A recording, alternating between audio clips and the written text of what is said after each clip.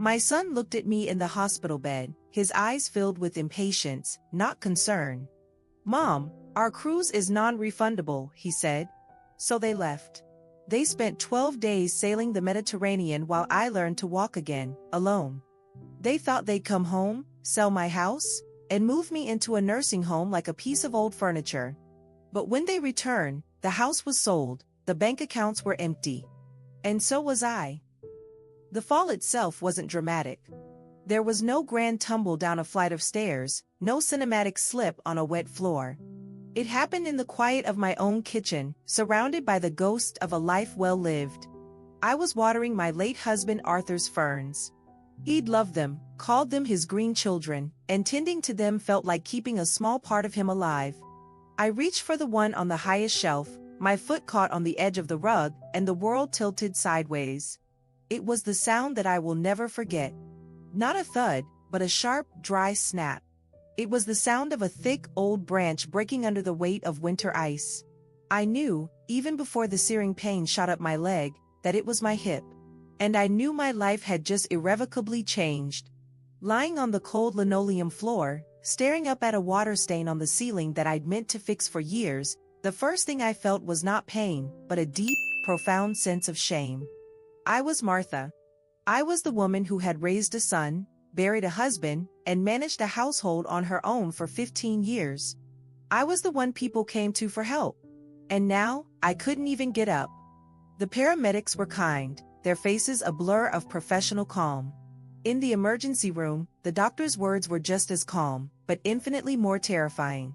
"It's a complex fracture, Martha. The surgery will be extensive, and the recovery. It will be a long, difficult road." My son, David, and his wife, Karen, arrived hours later. I had been picturing their faces, imagining the comfort of seeing my own blood in this cold, sterile place. But the faces that appeared in my doorway were not ones of concern.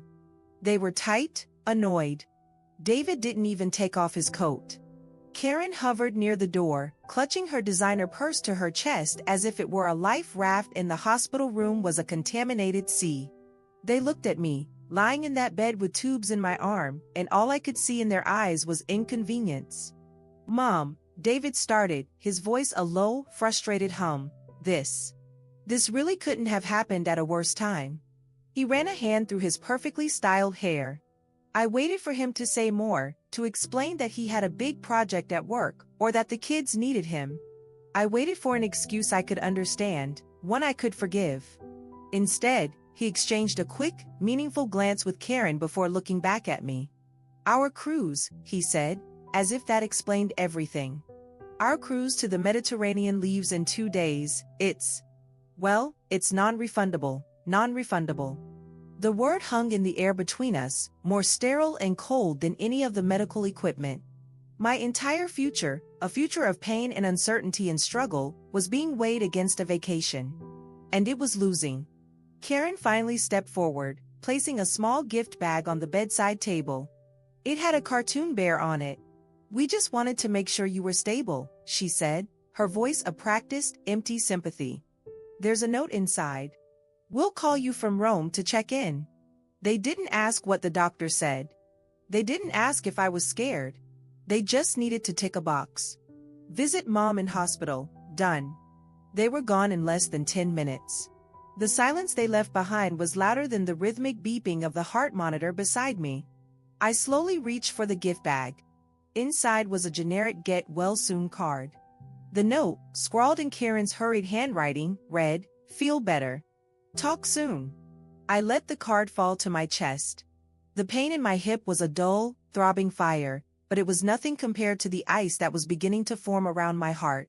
In that moment, I understood. The surgery wasn't going to be my biggest challenge. The long weeks of physical therapy weren't going to be my hardest battle. No, my biggest battle was going to be the silence. And it had already begun.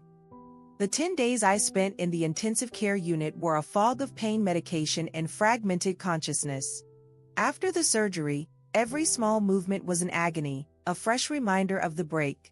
The nurses were efficient, their hands professional as they checked my vitals and changed my dressings, but their faces were a rotating cast of strangers. My world shrank to the four beige walls of my room, the metallic taste of broth, and the unforgiving ticking of the clock on the wall, each second marking another moment of silence from my family. I'd stare at my phone on the bedside table, a black, silent rectangle, willing it to light up with a call from Rome or Athens or anywhere. It never did. Not once. From the ICU, I was moved to the rehabilitation wing. This, they told me, was where the real work began. And it was work. It was a slow, grinding, humbling process. The ward was filled with people like me, people fighting to reclaim a piece of the life that had been snatched from them. But they had visitors. Husbands brought flowers, daughters brought home-cooked meals in Tupperware containers, grandchildren drew clumsy pictures that were taped to the walls. My wall remained bare.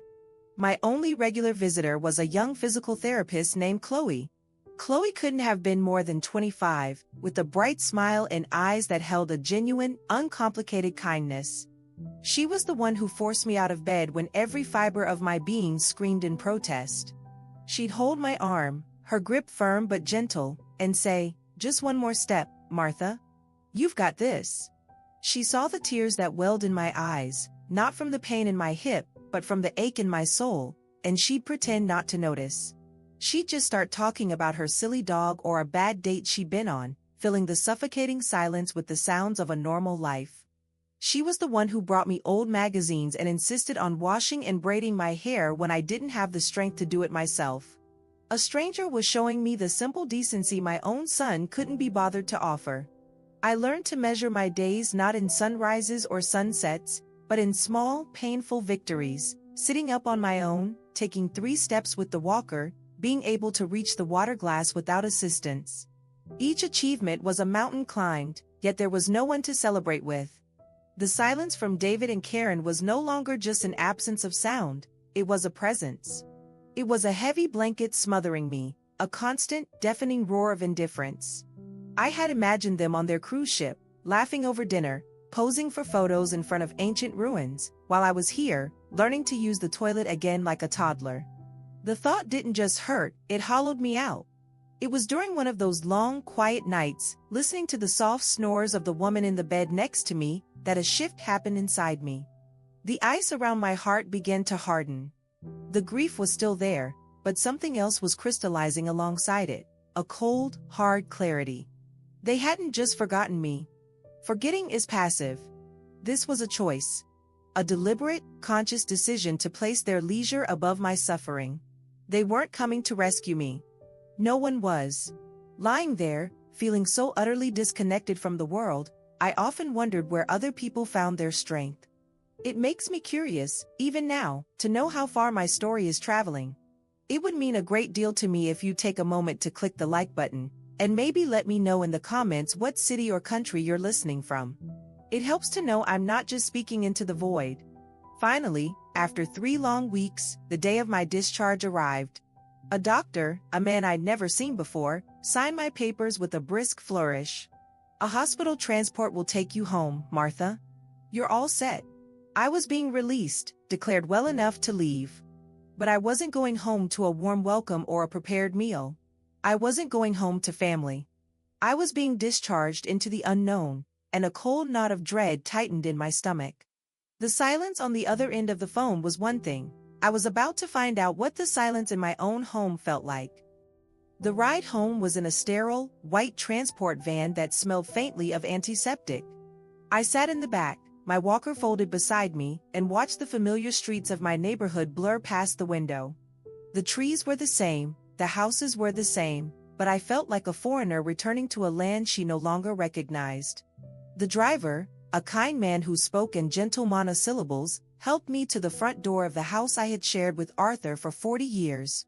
It was the place where we'd raised David, hosted countless birthday parties, and grieved together in the quiet aftermath of his passing. It was my sanctuary. He helped me up the 2 small steps, a journey that now felt like climbing a mountain. "Here you are, ma'am," he said, placing my small bag on the porch. I thanked him, and as his van pulled away, a profound sense of loneliness washed over me. I reached for the key. For as long as I could remember, we kept a spare hidden under the cheerful ceramic garden gnome Arthur had won at a county fair. I bent down, my hips screaming in protest, and fumbled under the gnome's painted red hat. My fingers met only cold, damp concrete. The key was gone. I stood there, bewildered. Had I moved it and forgotten? David knew where it was. Maybe he had taken it for safekeeping. I pressed the doorbell, its cheerful chime echoing inside the empty house. I waited and waited. I tried peering through the windows, but the curtains were drawn tight. After 15 minutes shivering in the damp morning air, the reality set in. I was locked out of my own home. My only option was to call a locksmith. An hour later, and $150 poorer, I was finally standing in my own hallway. The first thing that hit me was the air. It was stale and cold, lacking the familiar scent of lemon polish and the faint smell of old books that always comforted me. The house was unnervingly quiet, but it was more than that. It was tidy. Too tidy. It was sterile, like a hotel room that had been stripped of all personality. I took a few shuffling steps into the living room, and my breath caught in my throat. It was wrong. Everything was wrong. Arthur's favorite armchair, the big, worn leather one with the permanent indent from his shoulders, was gone. The antique bookshelf he'd built by hand, which housed our collection of classic novels, was empty, its shelves wiped clean. The walls, once a warm buttery yellow, were now a stark, clinical white. And the photos were all gone. The gallery wall climbing the staircase, filled with decades of memories, David's first steps, family vacations, my wedding day, was a blank expanse of fresh paint. In the corner, where the armchair used to be, sat a stack of flattened cardboard boxes. My life had been disassembled and packed away. I limped into the kitchen, my heart pounding a frantic, panic rhythm against my ribs. It was the same story there. The little ceramic jar where I kept my tea bags was gone. The magnets on the fridge, a chaotic collection of school photos and travel souvenirs, had vanished. The only thing on the pristine countertop was a neat stack of mail. I shuffled through it, my hands trembling. Bills, junk mail, and then a glossy, trifold brochure. The cover showed a sprawling, modern building surrounded by perfectly manicured lawns. The name was printed in elegant, serene letters, Willow Creek Gardens. A premier senior living community. I felt my legs give way and sank onto one of the dining chairs they hadn't bothered to remove yet. My mind couldn't process it. Willow Creek Gardens. A nursing home. I flipped the brochure open. Inside, photos of smiling, silver-haired residents playing bingo and doing water aerobics stared back at me. This wasn't my home. This was a waiting room. A holding pen. They hadn't just tidied up. They were preparing the house for something. And preparing me for somewhere else. The cold knot of dread in my stomach was now a block of ice. I was home, but I had never felt more lost. Something was terribly wrong, and I was beginning to suspect the missing key wasn't an oversight. It was the first step in locking me out of my own life. I sat there for what felt like an eternity, the glossy brochure for Willow Creek Gardens lying on the table like a death sentence. The smiling faces of the seniors in the pictures seemed to mock me. Was this their vision for my future? A place of scheduled activities and communal dining, a life stripped of independence and packed into a single, sterile room? My mind reeled, trying to find a rational explanation. Maybe it was just research. Maybe they were just exploring options for someday.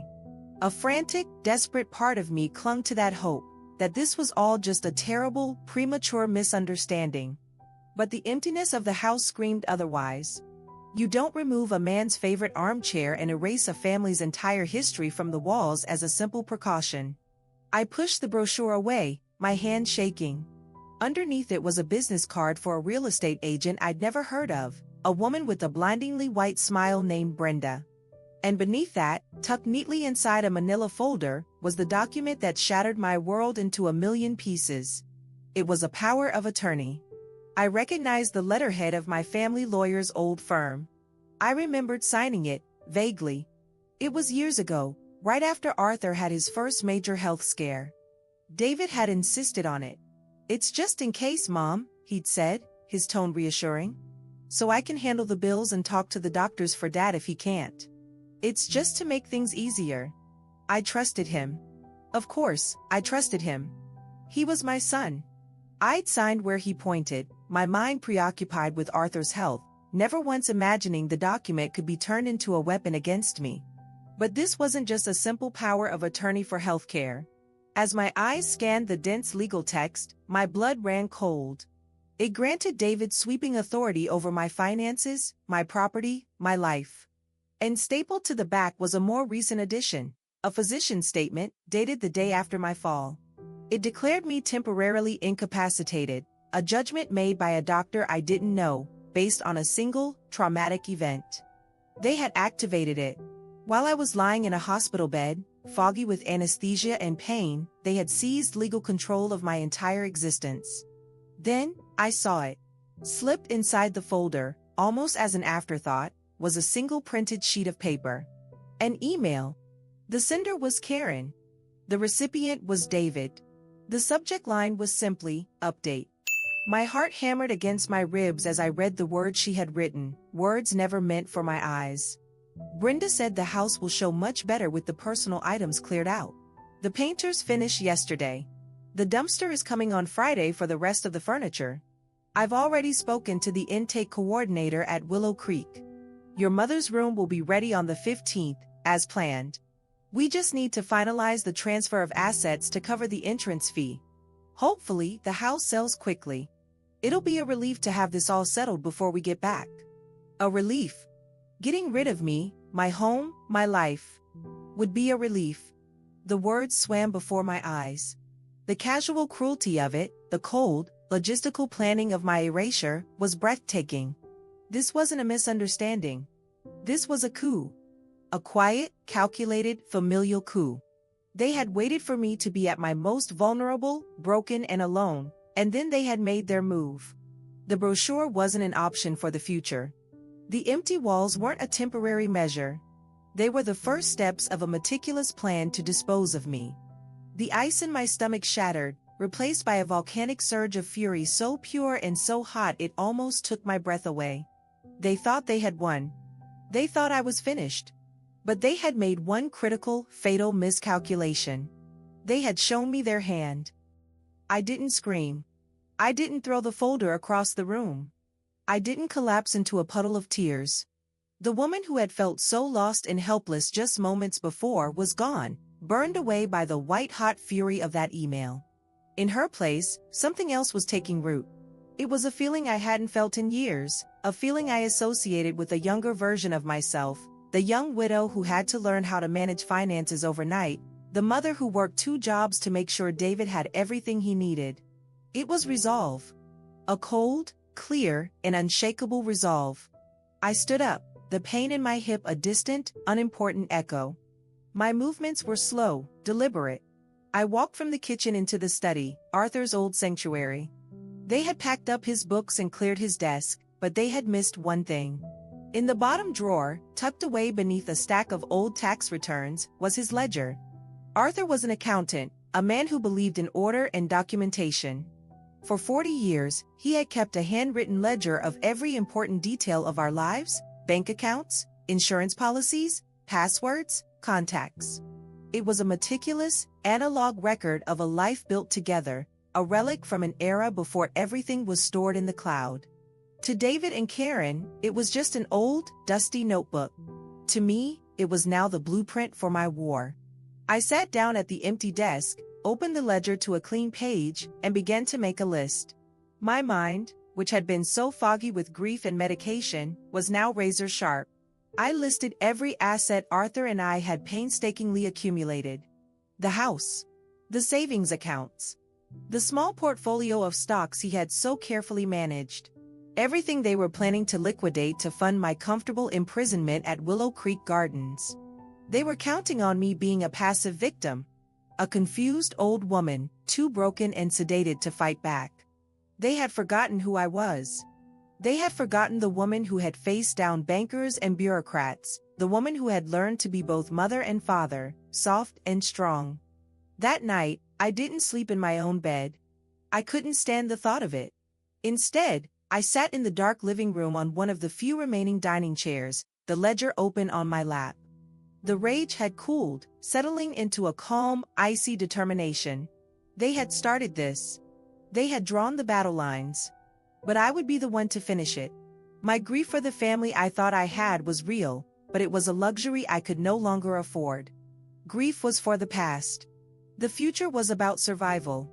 An idea began to form, a plan so audacious it almost made me laugh out loud in the silent, empty house. They wanted to erase me? They wanted me to disappear into a neat, tidy room in a facility? Fine. I would disappear. But it wouldn't be into their prepaid cage. It would be on my terms, into a life of my own making. They wanted to liquidate my assets. I would beat them to it. They wanted to empty my house? I would leave them nothing but dust and echoes. The game had been about them controlling me. I was about to change the rules.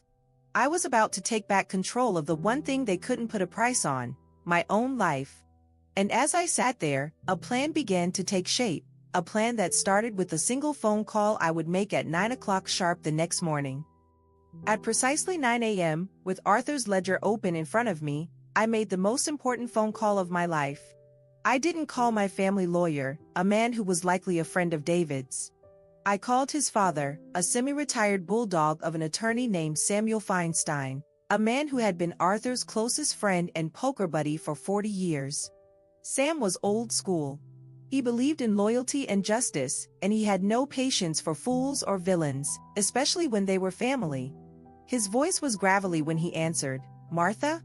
Is everything all right?" I didn't waste time with pleasantries. I laid out the entire story, from the fall, to the cruise, to the empty house and the email I was never meant to see. I read Karen's words to him verbatim. There was a long, heavy silence on the other end of the line. When Sam finally spoke, the gravel in his voice had turned to granite. "That ungrateful little Martha, don't you move. Don't you touch a thing. I'm coming over. And I'm bringing hell with me." 2 hours later, Sam Feinstein was sitting at my kitchen table, a storm cloud in a tailored suit. He reviewed the power of attorney with a thunderous expression.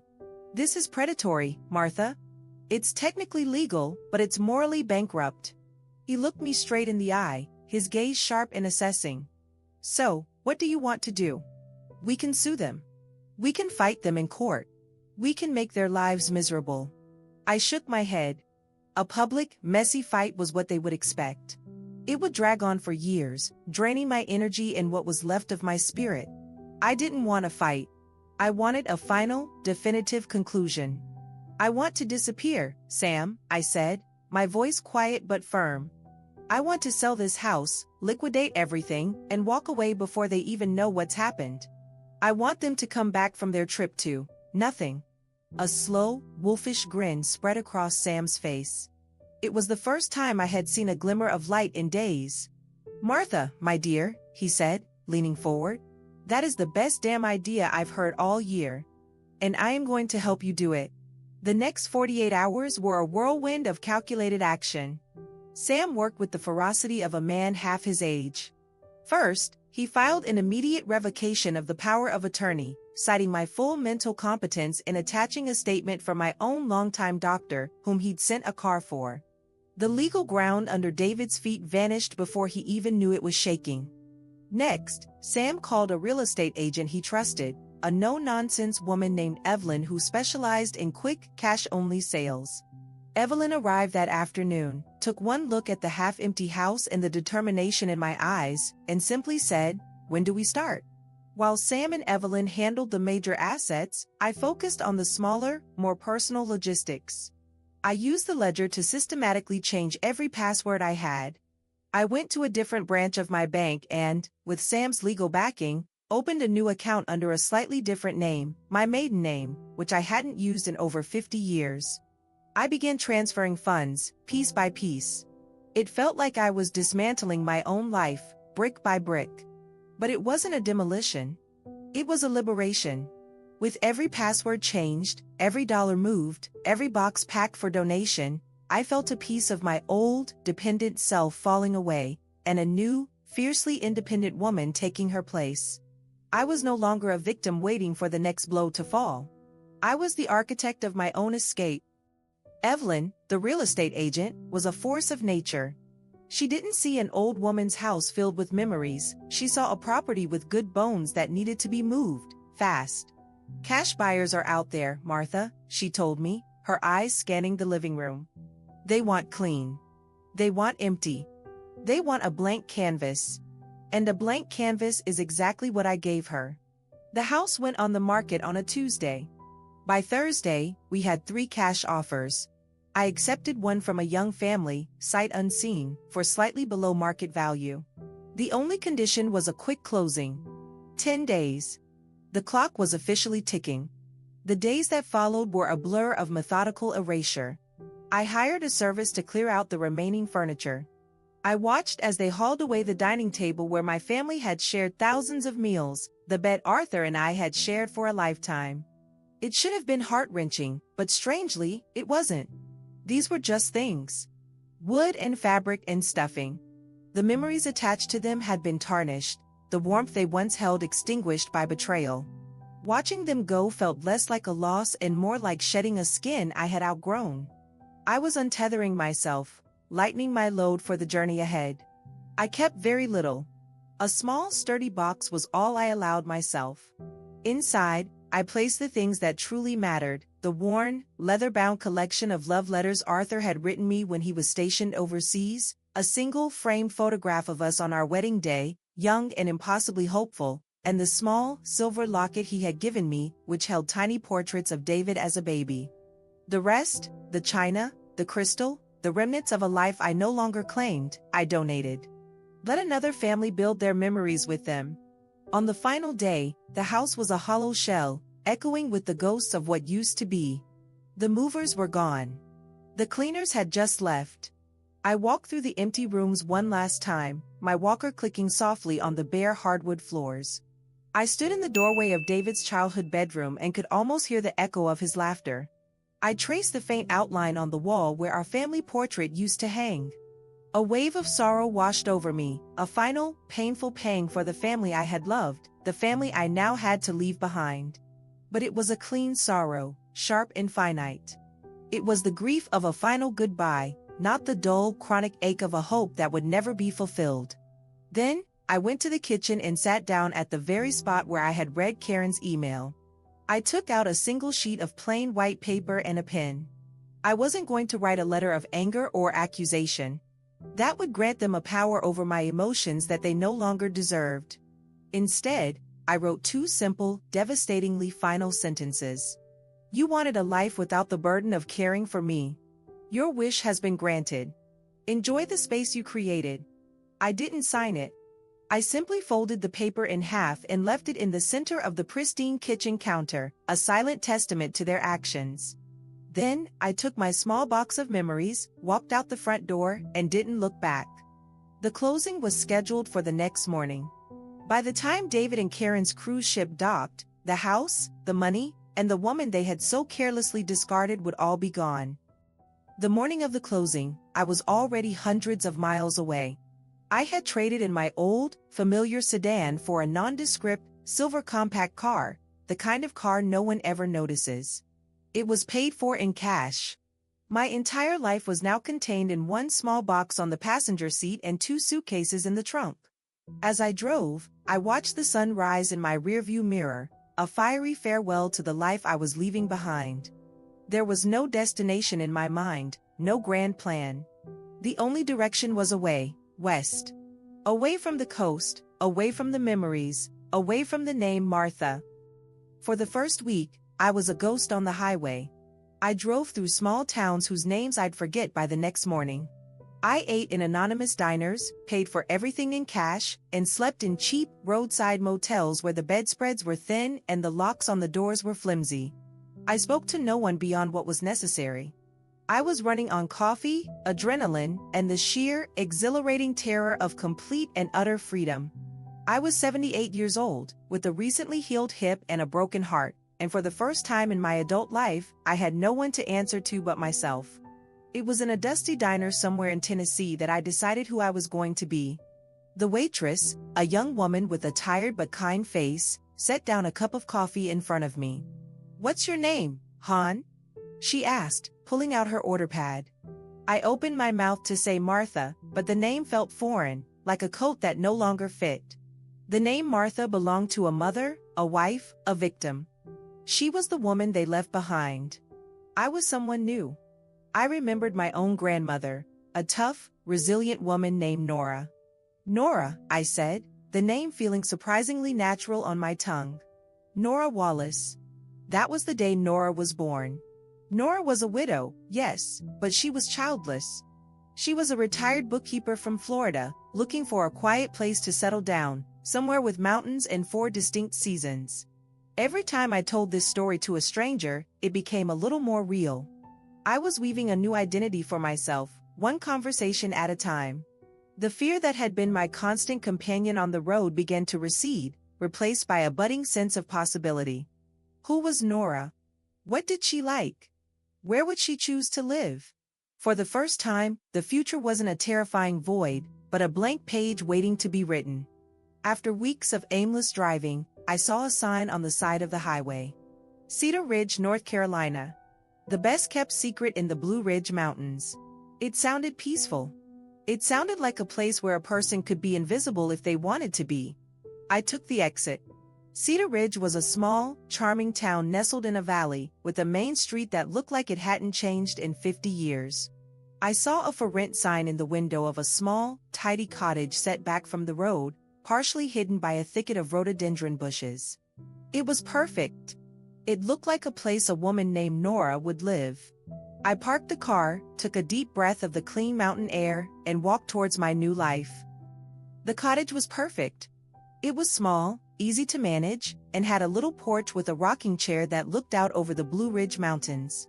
The landlord was an elderly man who was more interested in my promise to keep the garden tidy than in a credit check. I paid the first 3 months' rent in cash and introduced myself as Nora Wallace. He just nodded and handed me the keys. The name felt more real every time I said it.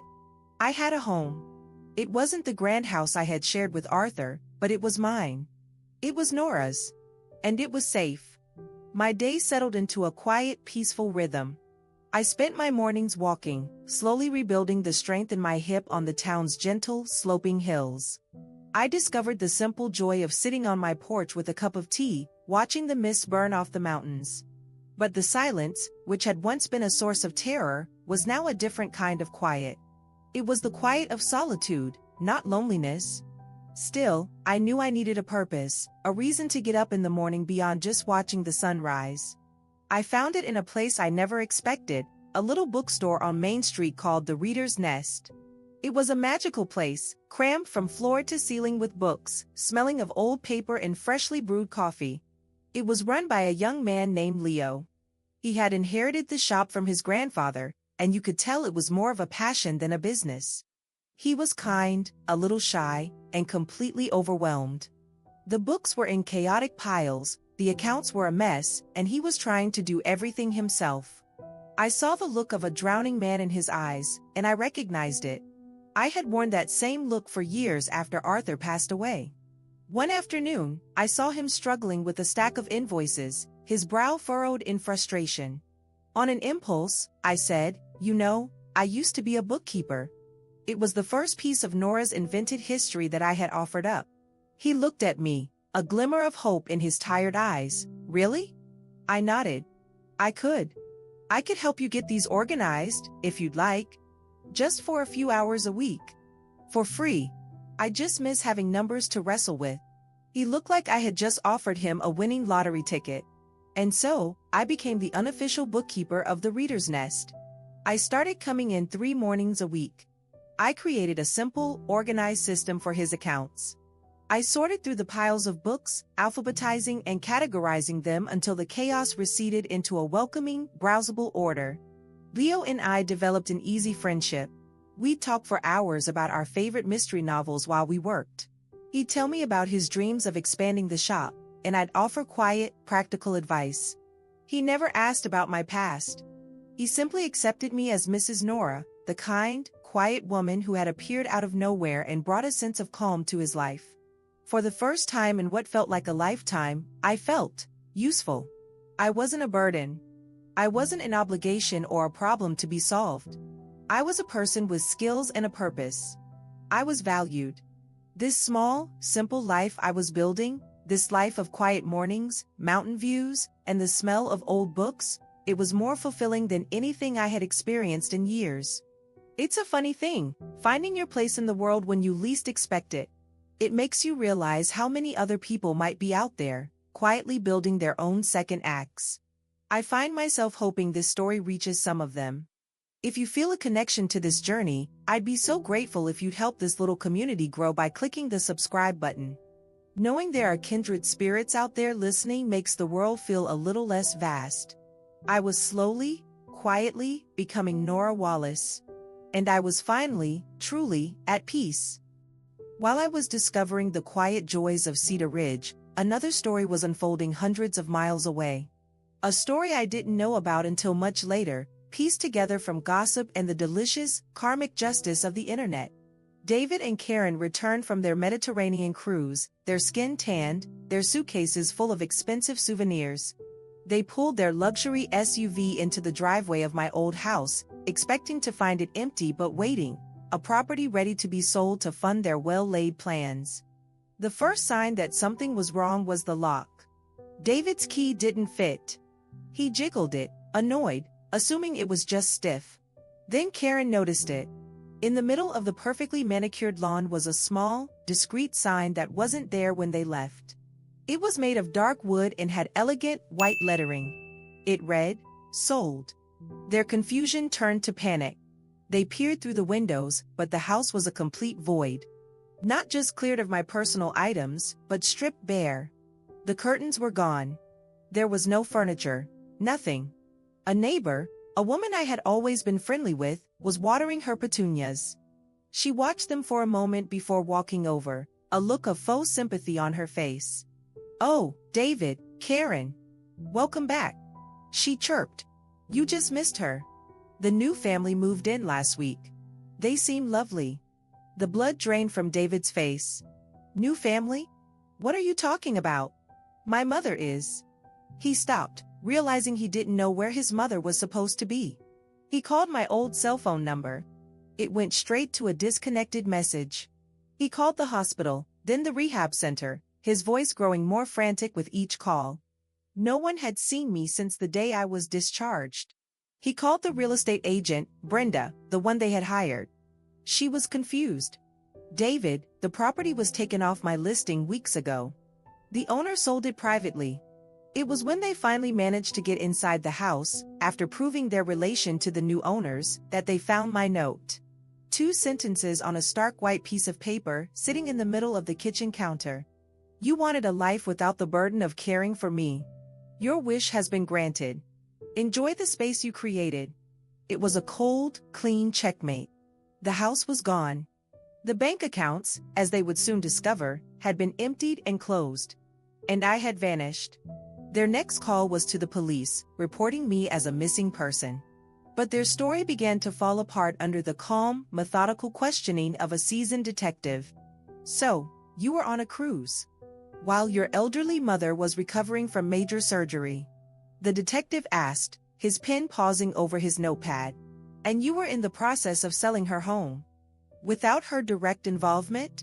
David tried to explain, to spin it as a concerned effort to manage my affairs, but it sounded exactly as callous and greedy as it was. The police filed the report, but it was clear they weren't launching a nationwide manhunt.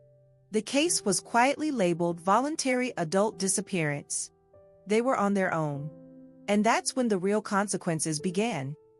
In a small town, secrets have a shorter lifespan than a mayfly. The story of my disappearance, coupled with the scandalous details of the cruise and the attempted sale of my house, spread like wildfire. It started with the nosy neighbor, who told her bridge club. From there, it jumped to the local community Facebook group. The post was innocent enough at first. "Does anyone know what happened to dear Martha Wallace? Her son and his wife came back from a long vacation to find her house sold and her gone." That single post was the spark that ignited a firestorm. Someone else chimed in, "Vacation? She was in the hospital. My cousin is a nurse there. They didn't visit her once." Another person, who worked at the bank, anonymously added, they tried to get access to her accounts last week. It didn't go well for them. The story built piece by damning piece, not from me, but from the community that had watched me live my life, raise my son, and grieve my husband. They were my witnesses, and they were now the jury. The story was too juicy to stay local for long. A young reporter for the town's small newspaper caught wind of it and wrote a human interest piece with a headline that was pure clickbait. Elderly widow vanishes after family sells her home during luxury cruise. The article was picked up by a regional news aggregator, and from there, it exploded onto the national stage. It became a viral sensation, a perfect, self-contained drama for the internet age. I became a hashtag Go Martha Go. David and Karen were transformed overnight from anonymous, upper-middle-class suburbanites into national villains. Their photos were plastered everywhere. People dug up their social media profiles, reposting pictures from their cruise, Karen posing with a cocktail, David smiling in front of the Coliseum, right next to the headline about my disappearance. They were dubbed the cruise ship vultures. The court of public opinion is swift, and its judgment is brutal. The consequences were real and immediate. David had just been promoted to vice president at his corporate banking job. His company, terrified of the negative press, quietly placed him on indefinite leave. Clients started pulling their accounts.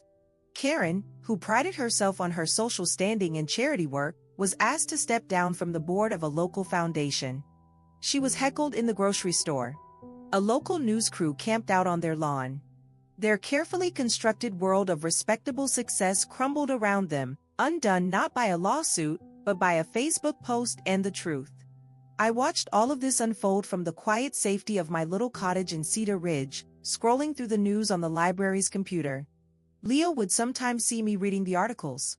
He'd just shake his head and say, "Can you believe how awful some people are, Mrs. Nora?" I would just nod and say, "It's a terrible story." It was surreal, watching my life being debated and dissected by strangers, watching the public deliver a brand of justice far more humiliating and complete than any I could have engineered myself. They hadn't just lost a house and some money. They had lost their reputation, their standing, their carefully crafted illusion of being good people. They were finally being seen for who they truly were. Months passed. The viral storm eventually calmed down, as all internet storms do, moving on to the next outrage, the next villain. My name faded from the headlines. And in the quiet that followed, my new life truly began to blossom. The days in Cedar Ridge settled into a comfortable, happy rhythm. My work at the Reader's Nest became the anchor of my week.